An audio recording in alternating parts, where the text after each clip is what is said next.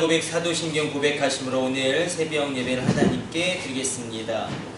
전능하사 전지를 만드신 하나님 아버지를 내가 믿사오며 그 외아들 우리 주 예수 그리스도를 믿사오니 이는 성령으로 잉태하사 동정녀 마리아에게 나시고 본디오 빌라도에게 고난을 받으사 십자가에 못 박혀 죽으시고 장사한 지 사흘 만에 죽은 자 가운데서 다시 살아나시며 하늘에 오르사 전능하신 하나님 우편에 앉아 계시다가 저리로서 산자와 죽은 자를 심판하러 오시리라. 성령을 믿사오며 거룩한 공회와 성도가 서로 교통하는 것과 죄를 사하여 주시는 것과 몸이 다시 사는 것과 영원히 사는 것을 믿사옵나이다. 아멘. 찬송가 96장 찬송 드리겠습니다.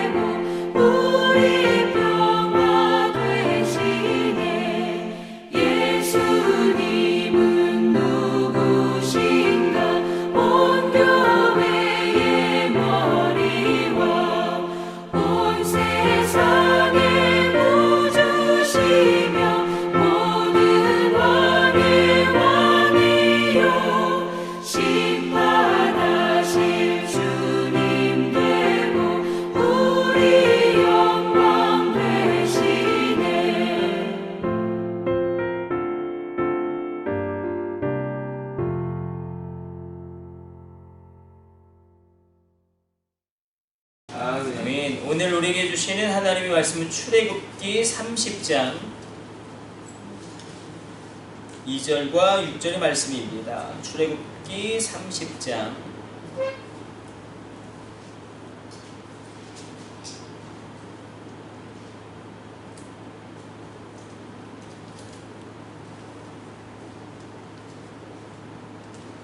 2절 먼저 같이 읽도록 하겠습니다. 출애굽기 30장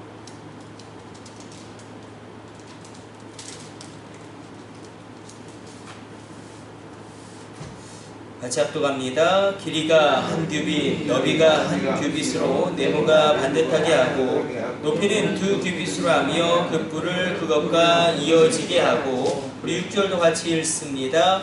그 제단을 증거계 위 속죄소 맞은편 곧 증거계 앞에 있는 휘장 밖에 두라.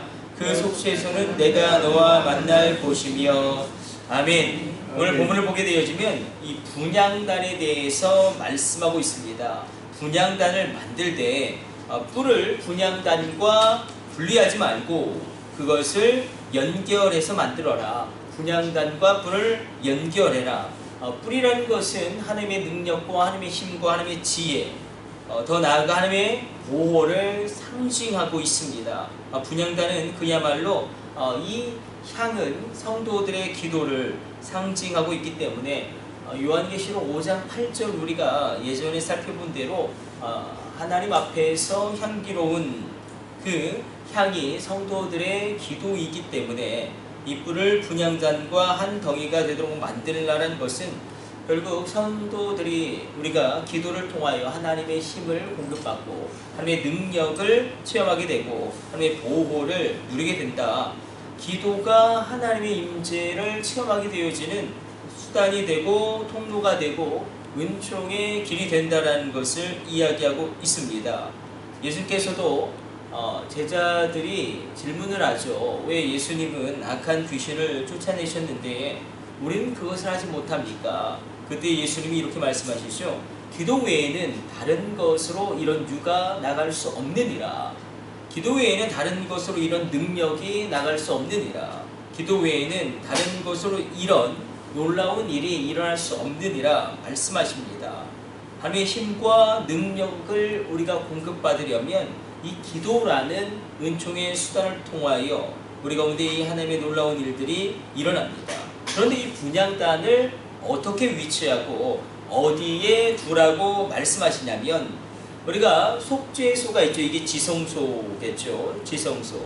그리고 그 휘장이 있고 휘장 앞에 분향단이 있고 또 분향단 앞에 번제단이 있습니다. 그러니까 번제단이 있고 분향단이 있고 휘장이 있고 속죄소가 있는데 번제단은 그야말로 속죄, 죄를 사하는 번제를 드림으로 그 죄를 깨끗하게 하는 속죄를 상징하고 분향단은 그야말로 성도의 기도를 표현하고 있습니다.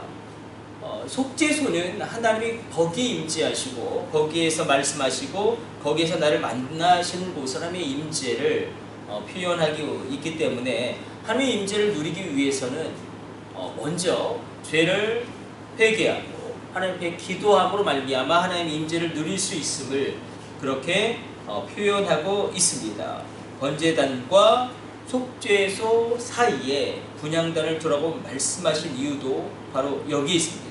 분향단에서 드려지는 향은 성도들의 기도로 주님의 보좌에 상달됩니다. 그러므로 그 기도를 통하여 하나님의 은혜의 보좌를 바라볼 수 있는데 그러나 너희가 먼저 속죄의 은혜를 누려야 한다.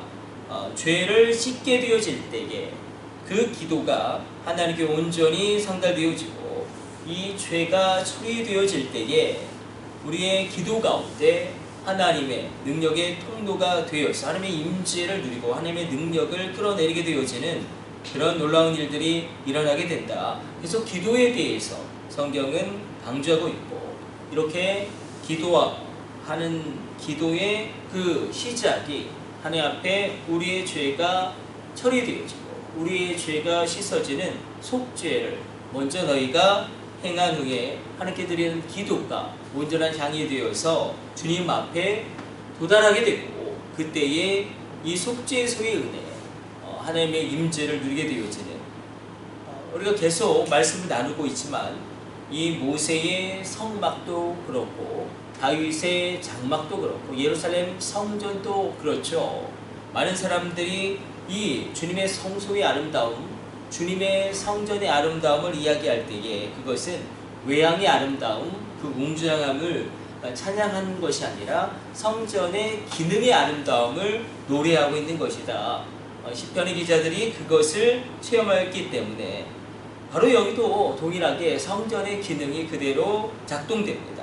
성전에서는 어떤 기능이 있습니까? 속죄의 기능이 있습니다. 속죄의 기능이 있음으로 말미암아 죄가 처리되어지고 왜냐하면 죄가 처리되어지지 않으면 하나님이 임재할 수 없습니다. 죄가 해결되어지지 않으면 그 기도가 온전히 주님 앞에 상달되어질 수 없습니다. 그리고 성전의 아름다운 기능은 기도 응답의 기능이죠. 기도를 통하여 하나님이 임재하시고 성전의 또한 아름다운 기능은 하나님의 임재를 체험하는 곳입니다.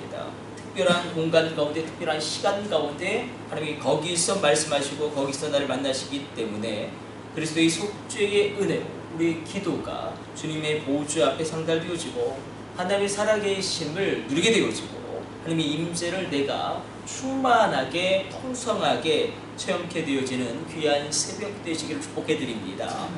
성전의 기능의 아름다움을 누리지 못하면 우리가 그야말로 종교 생활을 할 수밖에 없습니다. 우리의 신앙 생활이 정말 역동적이고 생생하게 살아나려면 날마다 새로운 은혜가 임해야 합니다. 어제 받은 은혜로 오늘의 고난 절대 이길 수 없고, 어제 받았던 그런 과거에 누렸던 그런 성령의 충만으로 오늘의 고난을 절대 돌파할 수 없기 때문에 날마다 새롭게 되어지는, 오늘 하루 또 하루가 늘 새롭게 되어지는 믿음의 놀라운 새로움이 임하는 새벽 되시기를 축복합니다. 우리 기도하겠습니다. 하나님, 오늘 이 새벽에 우리가 기도할 때에 성전의 기능의 아름다움을 누리게 하여 주시고, 우리의 죄가 처리되어지고, 우리 가정의 죄가 처리되어지고, 이 나라와 이 민족의 죄가 주님 앞에서 깨끗함을 얻게 하여 주시고, 우리가 기도 응답을 얻게 되어지는 성전의 기능의 아름다움을 체험하며 누리게 하여 주옵소서. 누리하여 하나님의 임재를 누리게 하여 주시고, 하나님의 임재와 하나님의 영광을 보게 하여 주시고, 하나님의 말씀을 내 귀로 듣게 하여 주시고, 하나님께서 함께 하심으로 말미암아 하나님의 힘, 하나님의 능력, 하나님의 지혜, 하나님의 권세, 하나님의 주권, 하나님의 평강, 하나님께서 부어주신 비전이 충만케 되어지는 새벽 되어지게 하여 주옵소서. 이 모든 것을 우리 주 예수님의 이름으로 기도드립니다. 아멘. 주님 가르쳐주신 기도 올려드립니다. 하늘에 계신 우리 아버지여, 이름이 거룩히 여김을 받으시오며 나라 임하옵시며 뜻이 하늘에서 이루어진 것 같이 땅에서도 이루어지이다. 오늘 우리에게 일용할 양식을 주옵시고, 우리가 우리에게 죄 지은 자를 사하여 준 것 같이 우리 죄를 사하여 주시옵고, 우리를 시험에 들게 하지 마시옵고 다만 악에서 구하시옵소서. 나라와 권세와 영광이 아버지께 영원히 있사옵나이다. 아멘. 주여, 3차 하심으로 합심으로 기도하시다가 자유롭게 돌아가도록 하겠습니다. 우리 합심으로 기도합니다. 주여, 주여, 주여.